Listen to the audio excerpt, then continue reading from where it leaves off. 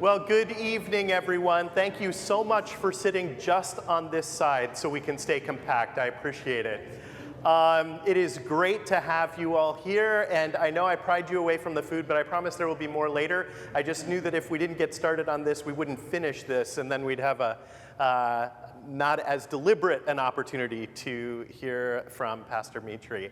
So I think I know most all of you. I'm Pastor Matt Smuts, the senior pastor here at Grace. We're glad you're here. I was going to mention that we have a great reception for afterwards, but I think you're halfway there. So we're in business on that front. So I will just quickly get out of the way, but a welcome to Mitri, Raheb. We are so glad that you are here. Welcome.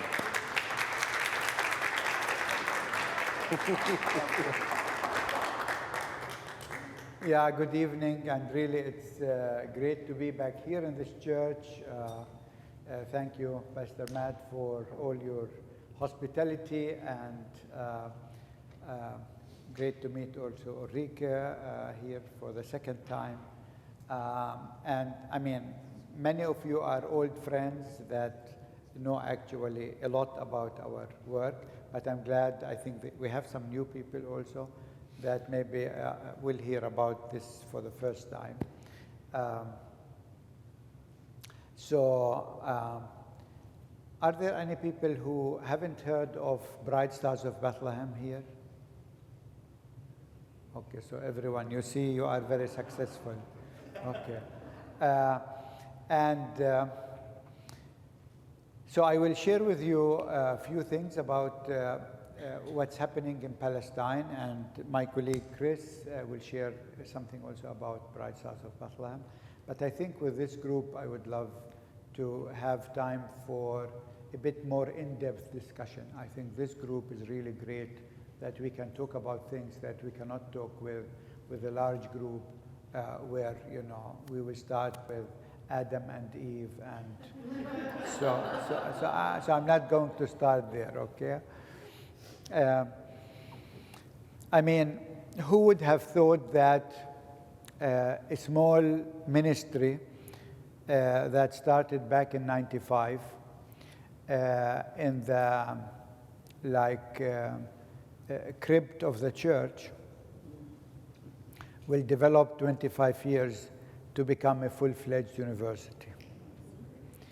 If you would have told me that 25 years ago, I would have laughed like Sarah when she was told she's getting pregnant with 90, right?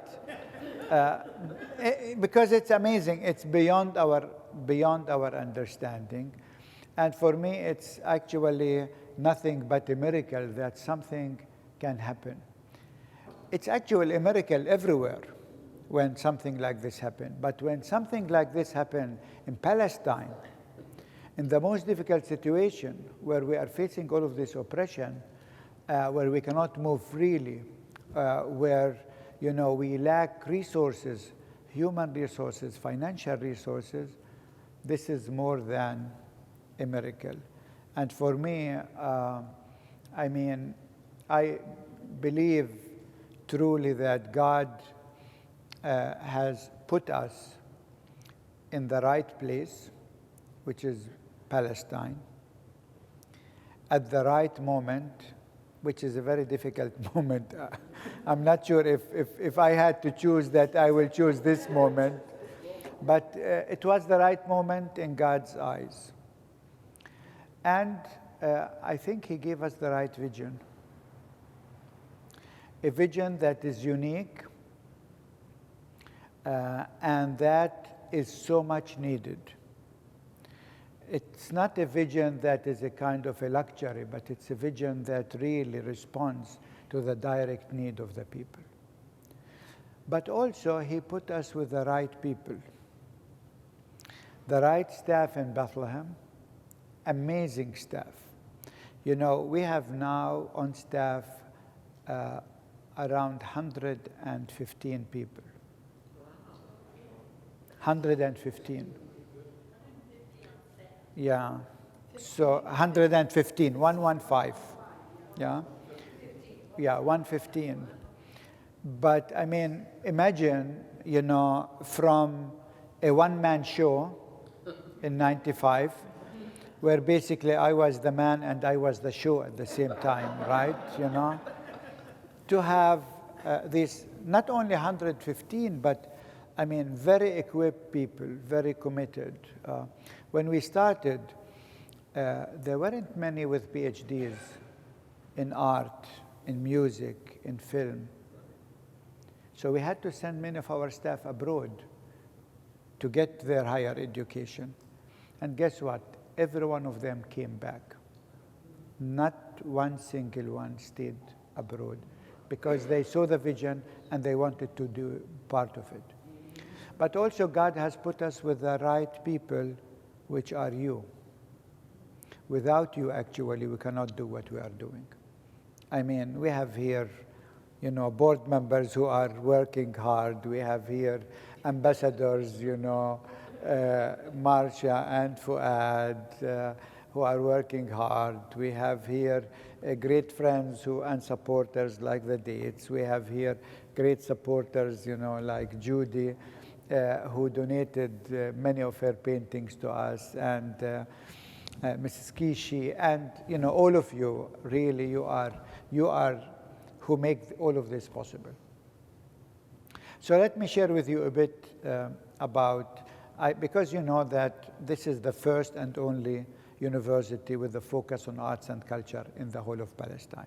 You know that. You know that we started with 18 students 2006 when we got the accreditation as a community college, and now we have around 500 students. And if you look at the chart, it keeps growing day by day, which is really amazing. But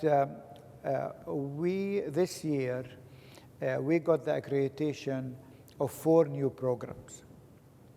I'm trying to tell you something new that even those who were there yesterday will not feel bored, because I cannot repeat the same story twice. I get bored, so I need always something new, okay? So this year we got actually accreditation of 4 new programs, which are really exciting. First, we got the accreditation for the first dance degree in Palestine. And actually, people at the Ministry of Higher Education, they said, no, dance, you cannot teach dance in Palestine. I mean, because in Arabic, Ra'is, which means dance, is like looked upon down, like it's something dirty. And it's not an art. Anyhow, we fought, and we got the accreditation. And we are starting now, actually, this month, with the first cohort in dance. And we are really very excited about this new program. Then, we got this year the accreditation in architecture. Great. And this is the first university in Palestine where architecture is part of not engineering, but part of the art faculty. Many of the good universities in this country have architecture under art, not under engineering. In our part of the world, it's all under engineering. So this is exciting.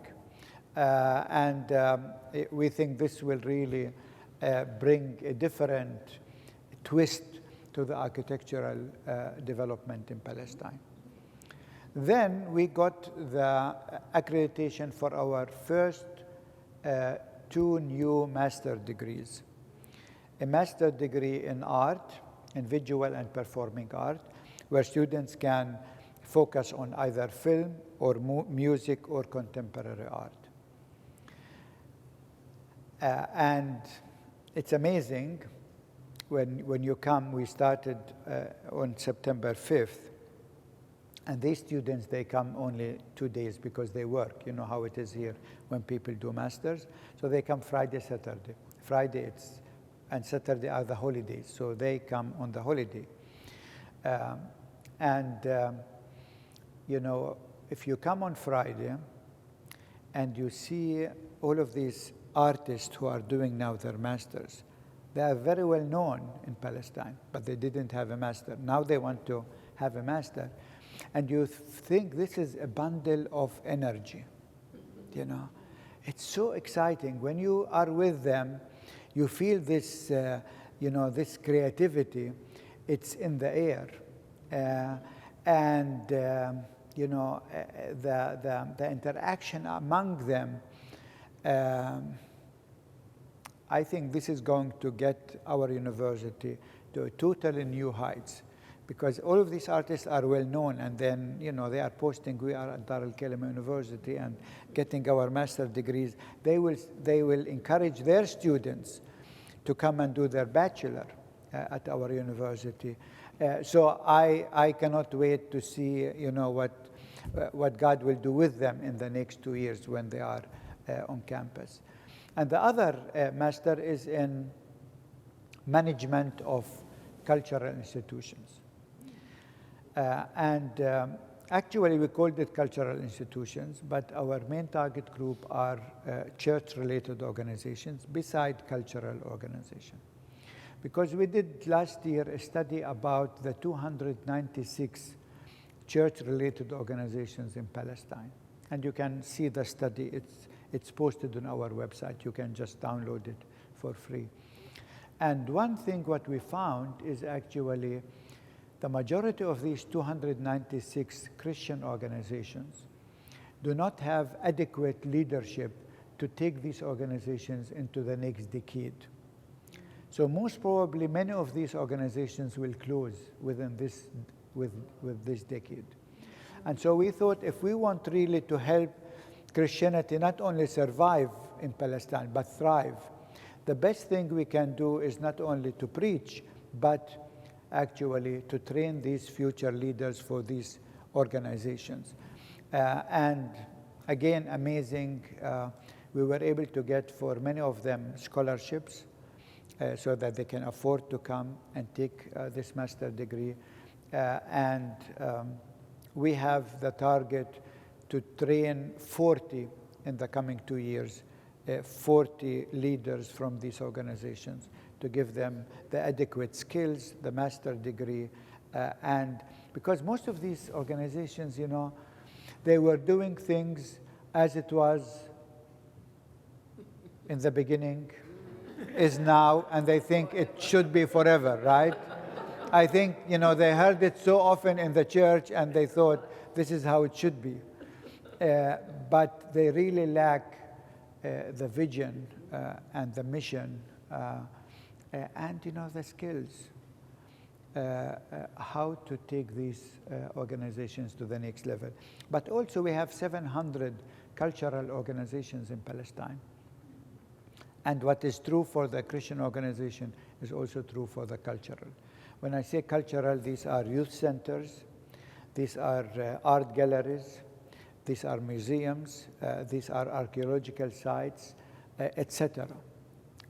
Because there was no, and there is no degree like this in the whole of Palestine. So the 2 master's degrees and the dance are first of their kind in Palestine. We have in Palestine 49, believe it or not, 49 colleges and universities. Yeah, 49. None of them has a focus on arts and culture. None of them has a master in art. None of them has a master in management of cultural center. None of them has a master in dance. None of them has bachelor in film. You know, so, and I think if I look at those, you know, say since we get the accreditation as community college, that was 2006, so 16 years ago. When I look at what happened in Palestine because of our work, where we played a role, we weren't the only player, but we played, I think, a major role. You could see actually the difference that we were able to make in the life of our people. Not only to train people, but, for example, many of you came to our university and center, and you saw the Last Supper in a Palestinian style. You remember this painting?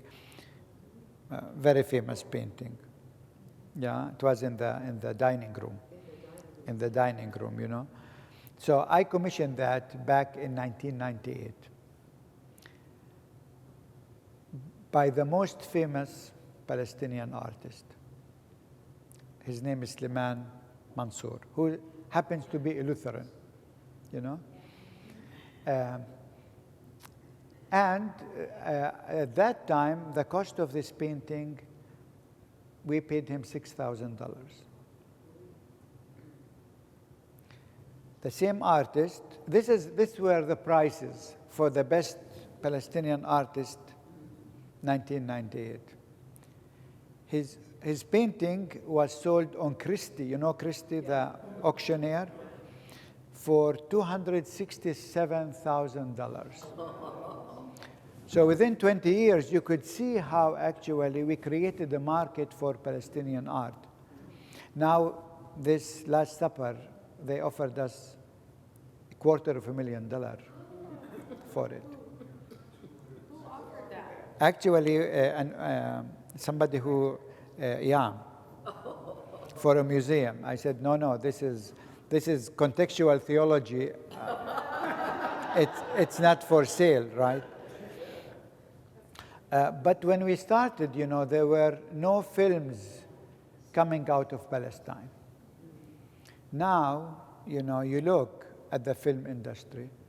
The chair of our film department, his film called The 18 Wanted, maybe some of you have seen that, was nominated for the Oscar, you know, a few years ago. If you are on Netflix, there is right now a film called The Present, The Gift, right? And I'm not sure if any one of you has seen it. I see, yeah? So 8 of our students, if you look at the captions towards the end, you can see al-Kalima University, and we have 8 of our students and graduates who actually worked on that film, which got the BAFTA, which is equal to the Oscar in England, yeah?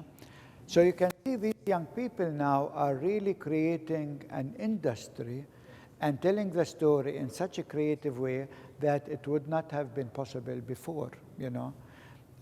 So I can go on and on and on to tell you about the difference that, you know, this university and, you know, these young people are making in Palestine. A few other things. Again, this is all for you because you are so close to our, I don't tell usually these kinds of things to other groups, okay?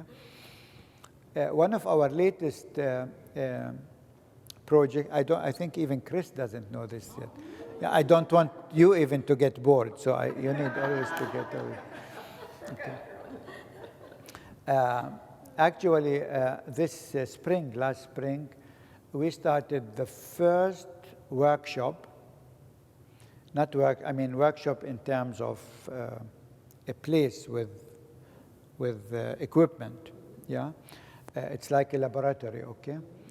The first workshop to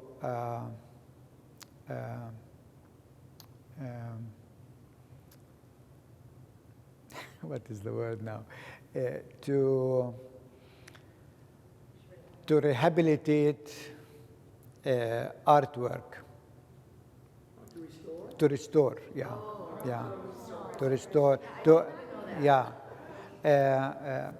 Because, you know, we have such a wealth about, on terms of, painting, icons, you name it.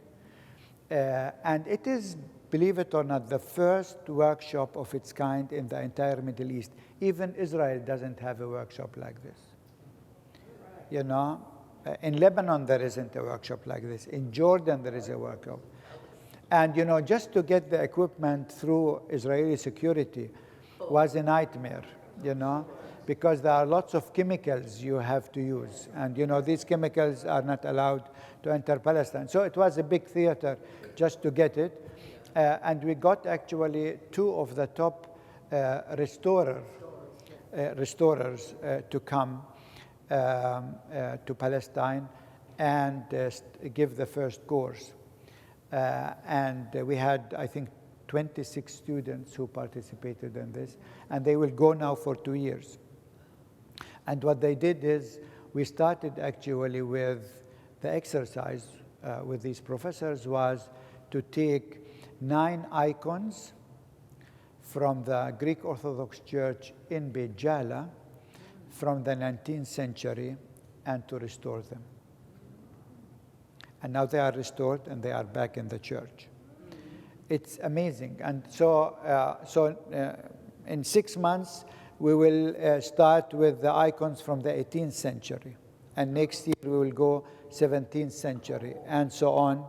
And I think this is so exciting for the Orthodox Church because, they had all of this treasure, but really it was neglected because there was no one, skilled to do this kind of job.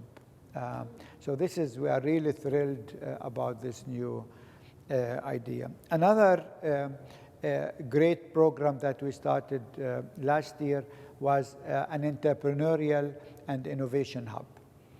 And the idea was we don't want our students to sit there waiting for somebody to hire them, but we want them to develop their own ideas, their own businesses, and their own ideas that are marketable. And so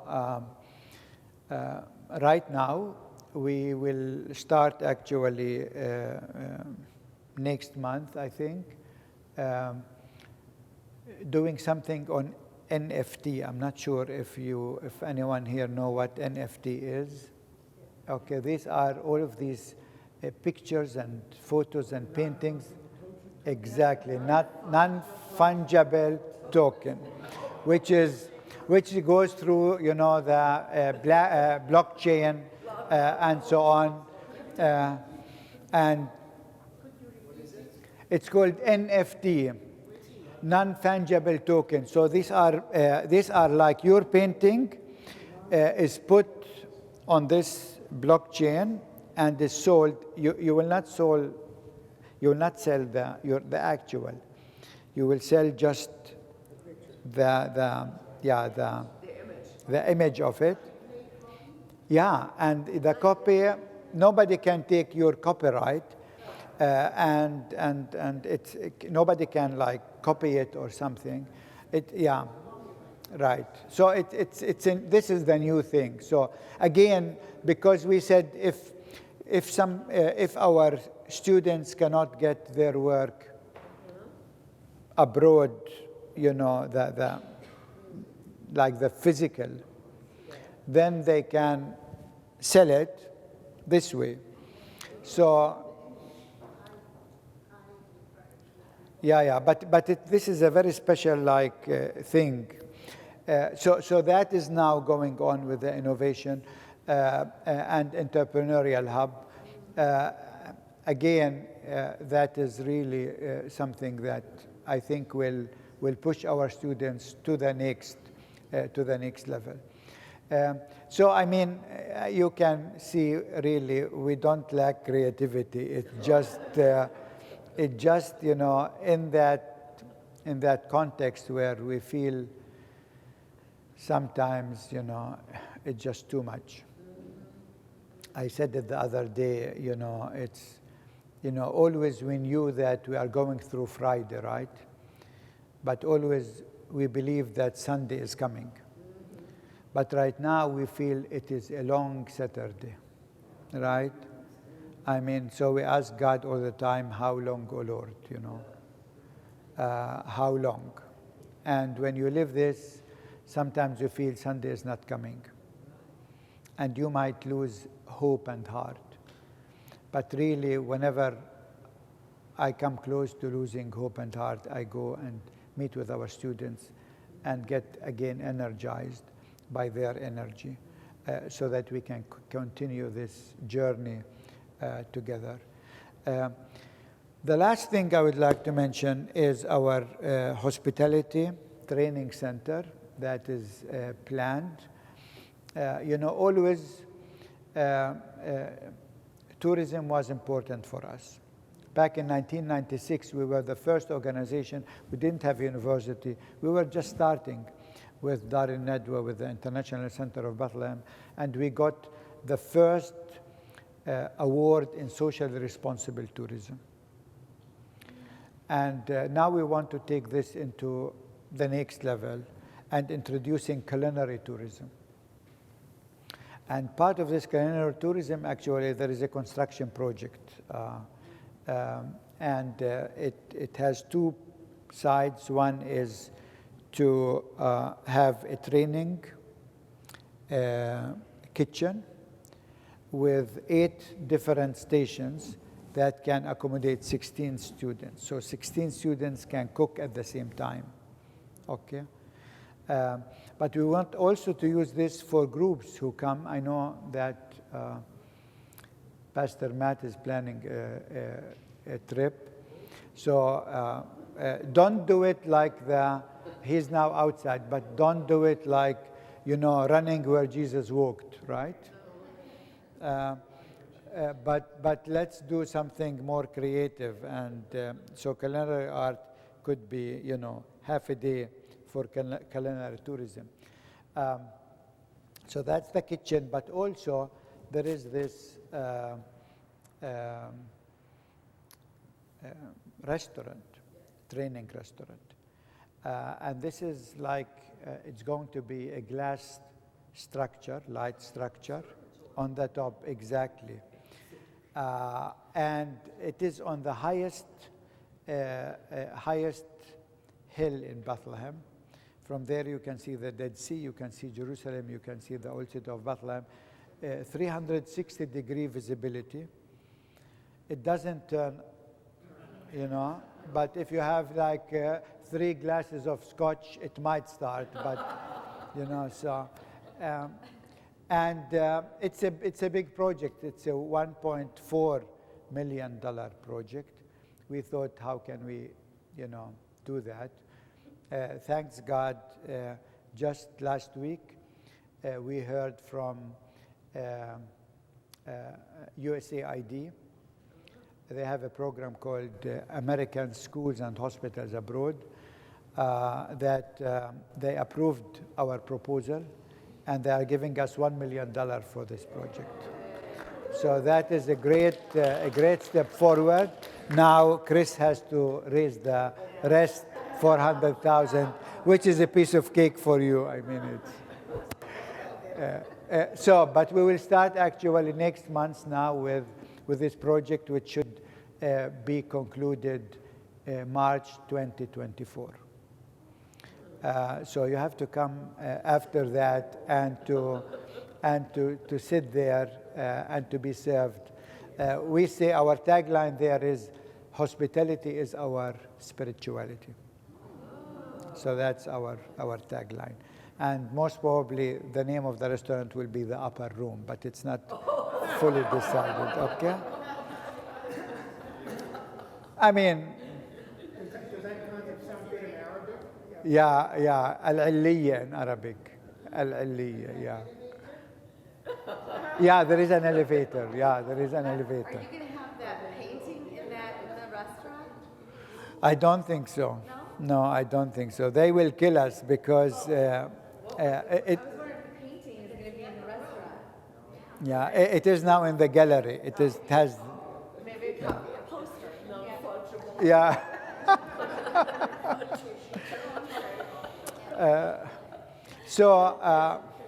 So I think if you look of all of this, you see, and this is why, tourism, since now Matt is back, tourism is really important, not only because 70% of our economy depends on that, but also because, tourism is so important about also our identity. Israel is trying to steal from us the hummus and the tabbouleh and, all these kinds of things as Israeli, falafel, etc. And so that is really important. We're going back in 2024. Yeah, we will, exactly, yeah. So there is, Matt is announcing a trip today, 2024, and if you sign up today, you will get 15% deduction. Just some marketing.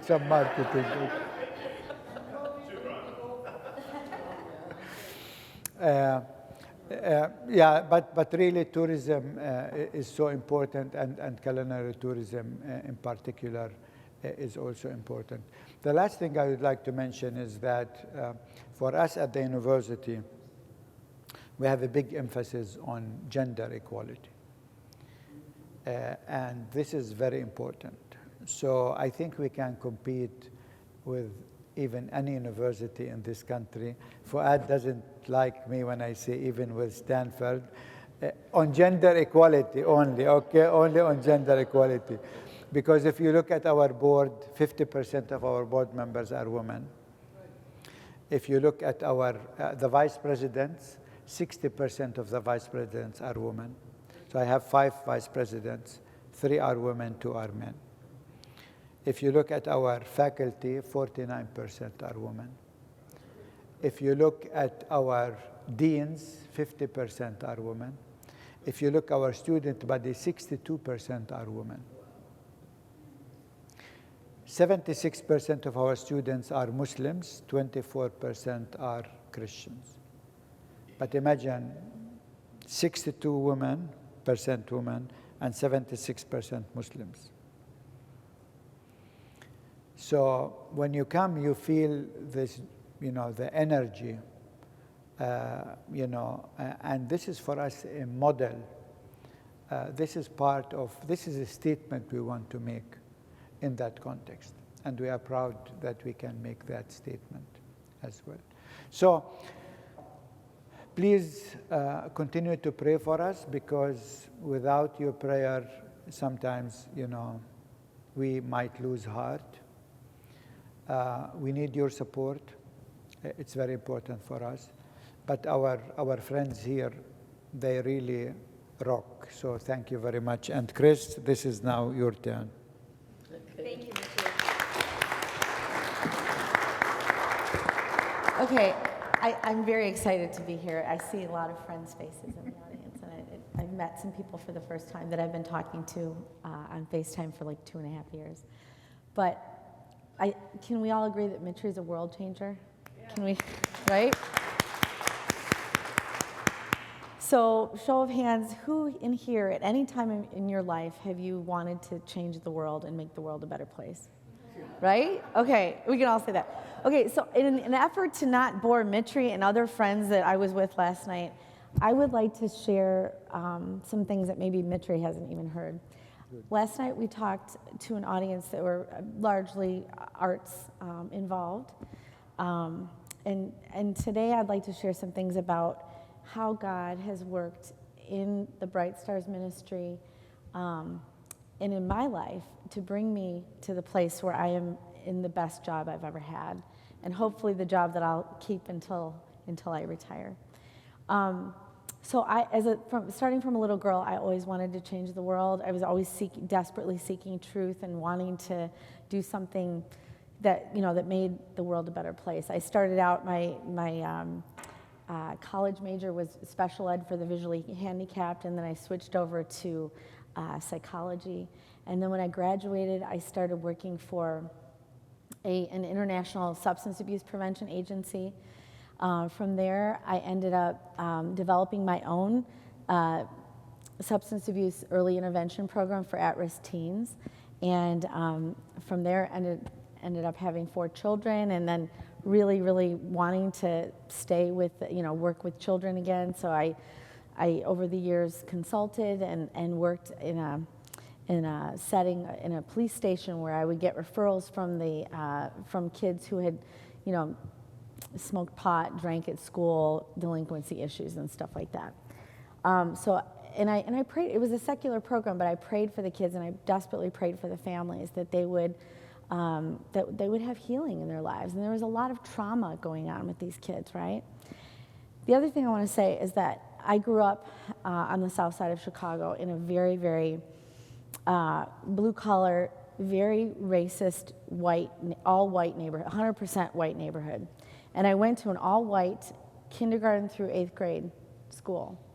And then I was bused to a predominantly black high school. So as a young freshman in high school, I was in culture shock.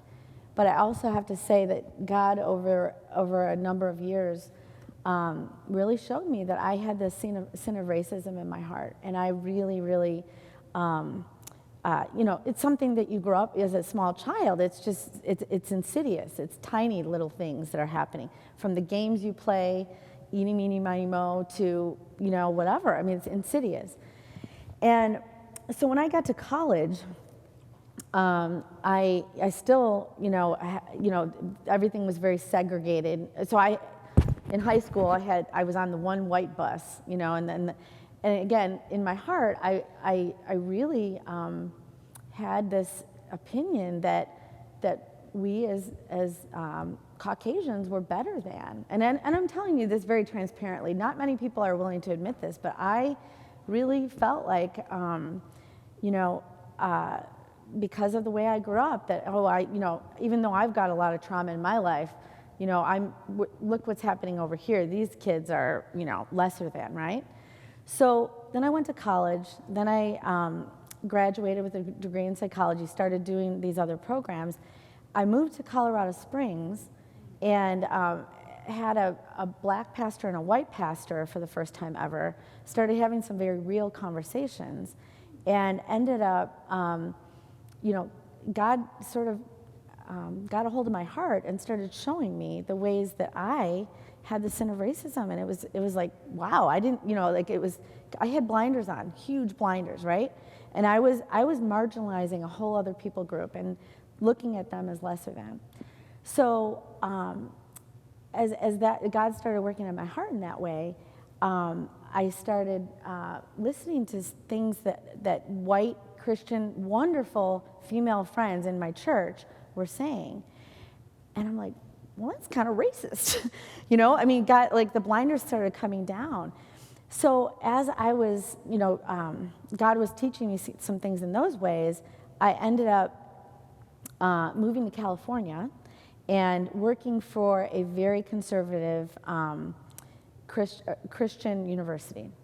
And again, God continued to work on my heart. As I was at that university, I felt an immense sense of being marginalized myself as a woman in that context. And I felt that my spirit was being squelched. I was not able to use my gifts. I just felt like I was looked at as lesser than, as a woman, So after leaving, we moved back to the Chicagoland area after we left California.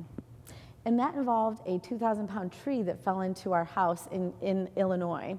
So total act of God. So we moved back to Illinois, and I was really, and I was still working for that Christian university.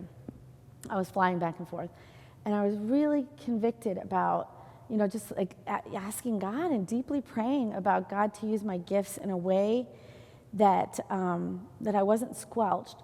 But also, I really loved working at the university with any professor that was doing something international. I'd be like, yeah, I'm all, let's talk about this, because I'd help them develop the grants, and I was working with foundations. But that was even squelched. So every time I tried to do something international, it would be like, no, that's not a priority.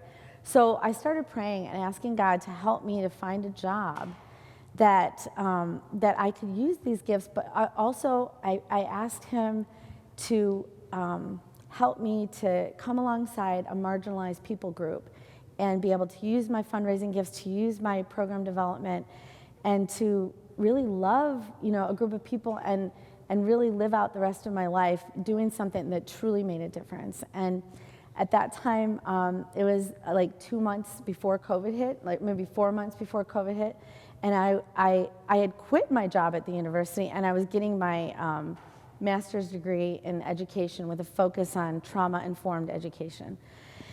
And then my ex-husband lost his job, and then I'm like, okay, I guess both of us have to search for full-time jobs. So I'm like, okay, Lord, help me to find a job that I can, and I was very specific. I'm like, I would like a job that has a foundation in faith and truth, that has something to do with education, particularly higher education.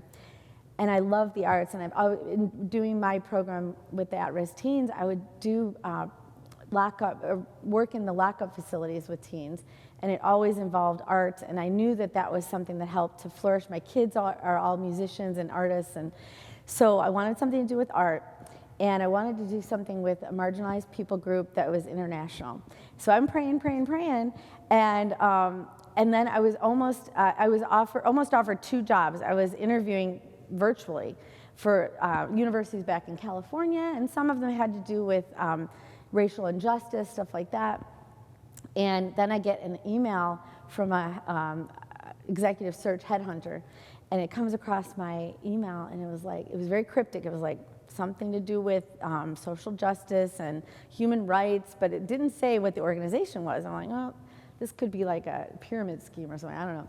So I ended up returning the email and saying, this looks interesting. The woman interviewed me a couple times, still didn't tell me what the organization was. Finally, she revealed what the organization was, and I had absolutely no knowledge about anything. Again, college degree, almost a master's degree. I'm telling you, I was so super ignorant to the issues, related to Palestine. But I'm like, this sounds interesting, and it sounds like it's definitely something I'm interested in. I ended up reading 3 of Mitri's books in a matter of like 2 weeks. And then I'm like, wow, this is absolutely something that I'm interested in. So I am so thankful to God that the board gave me a chance. Also, that when they found out that I worked at this very conservative Christian university, I am so glad that they gave me a chance, because again, this university is very Zionistic, I believe, or at least many of them are. And but again, I had no idea. And after reading his books, that's all it took was to hear these stories, and my heart opened up. So I want to say also that this headhunter, I called her and I said, after they ended up offering me the job during COVID, and without ever having met me in person, and I called this headhunter and I said, how did you get my resume? And she said, Chris, I've looked into it and I have no idea where we got your resume. So I believe that was truly a God thing. So I don't normally share this. You're the first group that I've shared this with, but I just wanted to show you how God has worked in this situation. I mean, it has been my absolute honor and pleasure and life dream to work for this organization, because I am here to tell you that, again, some people ask me, Chris, isn't it hard to fundraise? Like, isn't it kind of awkward and you're begging people for money? And just like I said, Mitri is a world changer.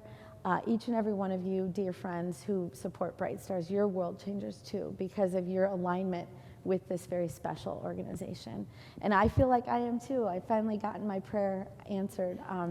So I just want to thank each of you that do fund Bright Stars or partner with us, or you're an ambassador, or you volunteer in any way, or you're a church that you tell your congregation about Bright Stars. I want to end with 3 stories about the students. I was unable for 2.5 years to have my own stories to tell. So I had to rely on stories from Jeanette and from the Dietz and from Martha and Fuad and all of our friends here. I asked people to do videos over the last 2 years, to talk about their stories and why they support Bright Stars. And then I was able also to communicate with these precious students by Zoom calling them. And it was so crazy to be able to Zoom call, Ismail in Gaza, right? I mean, like, crazy thought that we can do that now. So one story about Ismail. When I first started interviewing him, he was so excited. He didn't have a lot of English at the time. And he had his professor, and he wanted his professor to be there to be able to translate. And so a professor from the university was there, and we're all Zooming, and we're talking, and then all of a sudden it went blank. The screen went blank for these 2 gentlemen. And I was still talking to the professor, and I'm like, where'd they go? And then about 15 minutes later, they show up, and they're like, what they had to do is jump in a car and go across town to find a place where the internet was working. So that is an example of the incredible ingenuity and perseverance. There's a word called samud, which means perseverance, right? Okay, so that was early on. And Ismail's paintings, or his drawings in the beginning when we first met him, so dark. I mean, really, really, like pencil drawings with very sad, like mothers that were, the children were holding onto her leg because they're scared of the bombs. That was early on because he's been through how many wars, right, in Gaza? And then as his art started evolving, because he actually applied to Dar al-Kalima, and his application was accepted. He was so excited, but then Israel wouldn't let him come. So, but then, you may have heard this story, that Mitri went to Gaza and had, was it over 100 or 200 young people? Was it Instagram or Facebook friended him, and then said, we want a program in Gaza. And then, how many years ago was it that we established the program? 4 years ago, we now have a satellite program in Gaza. And then Ismail was able to go to that program. And a couple years ago, I wish I had my business cards. I have his painting that we commissioned him to do on my card. His paintings now are colorful and beautiful and full of hope, right? So at Bright Stars, our slogan is "Hope is what we do." And we talk about empowering the next generation of creative leaders in Palestine. And our mission, again, is to raise awareness and support for DAK, Dar al-Kalima University, the first and only university of arts and culture in all of Palestine. We recently tweaked that mission because we wanted to say all of Palestine, because now we have that Gaza satellite program. So there's Ismail, and now I'm happy to tell you that about a month ago, Ismail was able to, his dream to be a world changer was to do his art in Europe. And about a month ago, he flew. It was very scary for him, but he had to travel through Egypt. And he ended up moving to Stockholm, Sweden, and now he's doing his art there. But most of the kids stay in Palestine.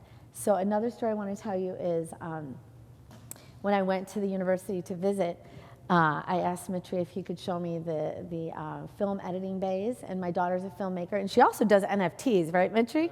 So my daughter, Summer, has somehow found a way as an artist. She's a filmmaker, but also a photographer.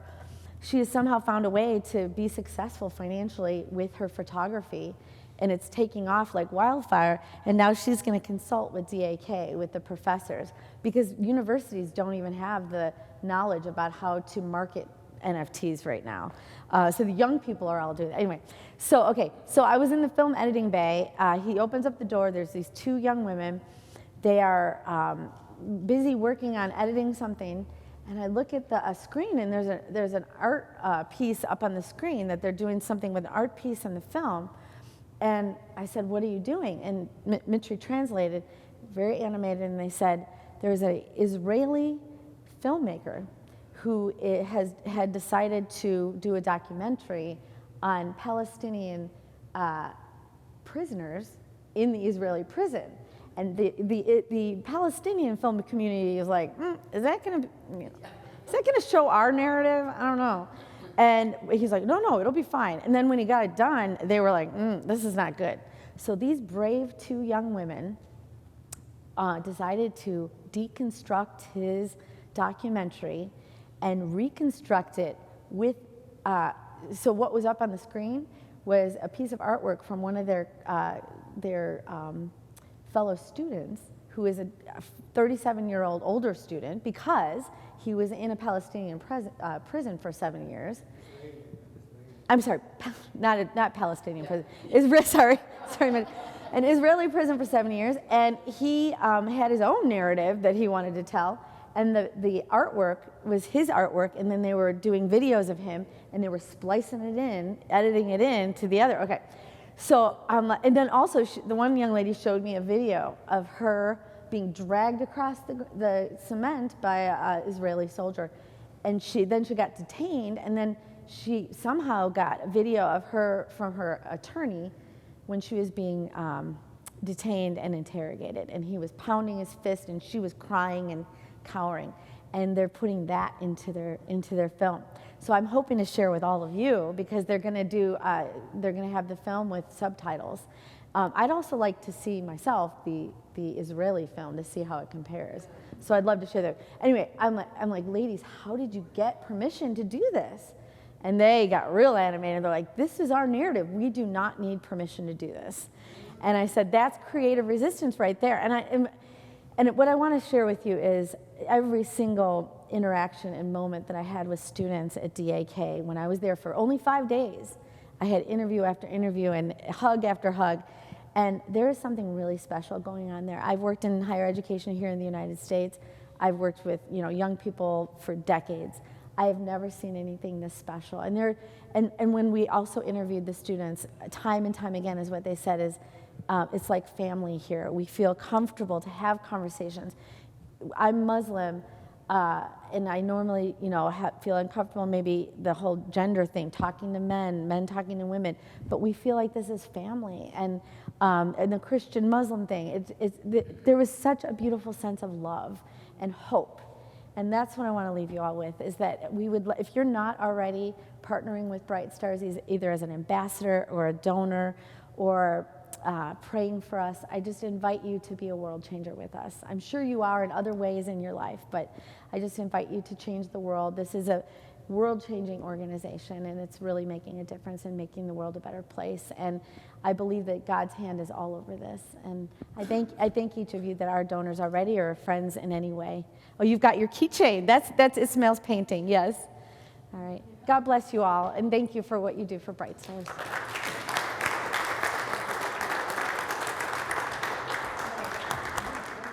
Yeah, Pastor Matt, yeah. Should we take a few questions? I think we can take some questions now, or would it make some sense to go and move into the reception and make it more casual? What would be your preference? Maybe let's take 3 questions, and then we go and have some wine, and then I'm not sure if I can answer questions.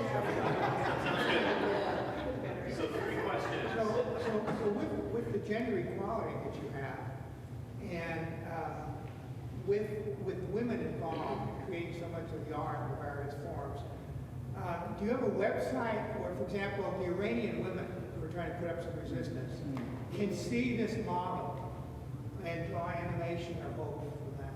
Yeah. Yeah, I mean, we have several websites. There is the website of the university, and you can go there and see all of that. But we have also other websites. We set up a new website to sell also the art of students, especially from Gaza, but also from the West Bank. And we ship the pieces abroad. And there is about each artist, there is a kind of a short bio. So people, and there are many women, I mean, really many women there on that website. Yeah, I mean, these are some ways, but if you look also on YouTube, there is so much stuff, I mean, coming out of the university. Yeah. Okay, another question, maybe before we, yeah, please. Have you idea that you didn't actually make it to a program? Sorry? Did you ever have a new idea that you didn't actually make it to a program? You're amazing. Yeah, it's a good question, actually. It's a very good question.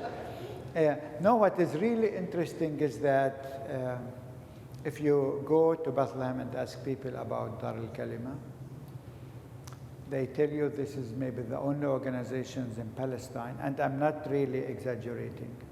When they say something, they do it. Because there is so much talk, I mean, when you go to Palestine, people talk. And I always say, Jesus on purpose did not say, blessed are the peace talker. Right? I mean, it's peacemaking, and so, yeah, so that's what it is. Fuad? If we can go back in time when the hill was still empty with no college, can you tell us a little bit about who owned the land and how it became part of the Lutheran Church, and how you were able to build a college on it? I think that's an important part of history that we need to kind of remind ourselves about it. So Fuad want me to dig a bit more deeper into some aspects. But that's, again, another great story, another miracle. Before you go into it, that's creative resistance, by the way. Yeah, we had this idea, and we felt this call to establish, at that time we were thinking of a center teaching art, giving courses. That was and so we started downtown, but as this program started growing, we needed space. And, if you were at Christmas Lutheran Church, it's so confined, there is nothing there what you can do. So we had to look for other, but land is very expensive because Israel has taken all the land around Bethlehem. So now, But when I did my doctorate in Germany, I knew the history of one piece of land that used to belong to the church, and not really the church, because it was registered in the name of the German missionary, his personal name. And then that was confiscated by the British 1917, because, Britain took over. And so that was lost. And then it became a state land. It was registered in the name of the government. Yeah, it was the the British, then the Jordanian government had it as their. And then when Israel took over the West Bank, so Israel got control of that land. They had a military watchtower there with soldiers. So when I came back from Germany, I thought, and we had this idea, I thought maybe we can get a piece of that land back. We started with the Israeli, but they wouldn't give us the land back. When the Palestinian Authority came, Arafat, I thought maybe now we have a better chance. But how to do it? You cannot just go there and tell, Arafat, I have this vision at night and I need the land. So what we did actually, which is amazing, thinking about it in retrospect, we hired one of the top architects in the world. He's an Italian architect. His name is Portuguese. You look him up. All of his designs are taken from fauna.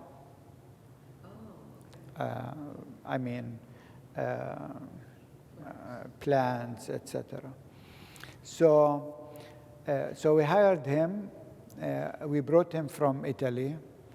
We showed him the mountain, which is not ours. Okay, there were only rocks on that mountain, and we said we would like you to develop for us a master plan.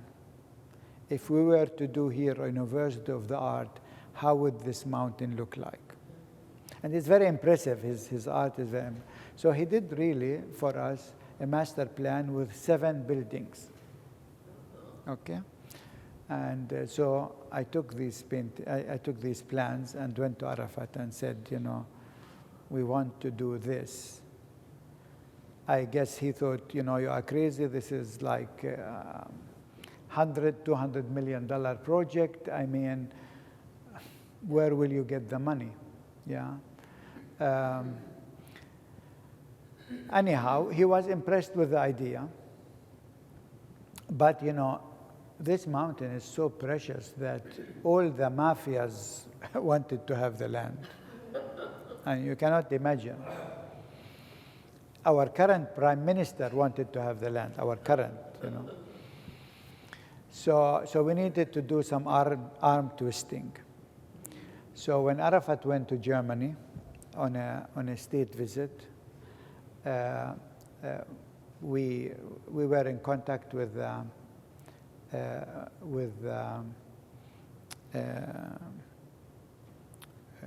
German ambassador in Palestine and the foreign minister, Kinkel. He died, and we told him the story, and he promised to take up this issue with Arafat during his visit.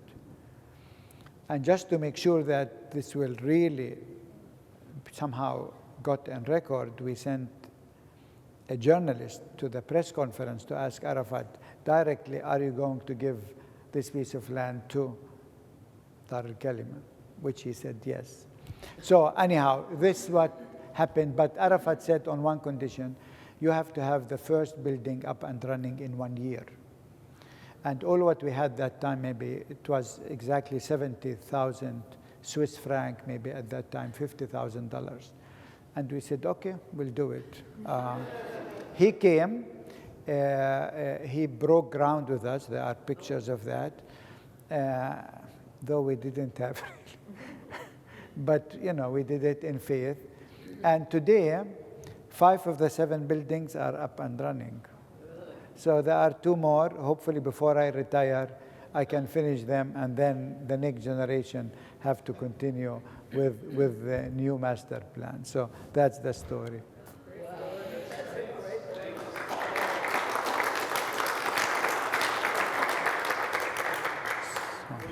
had a taste of the food, and there's more. So why don't you head on out, and we'll have more casual conversation out in the narthex and our next patio. And there is a great wine from Louis Peacock, our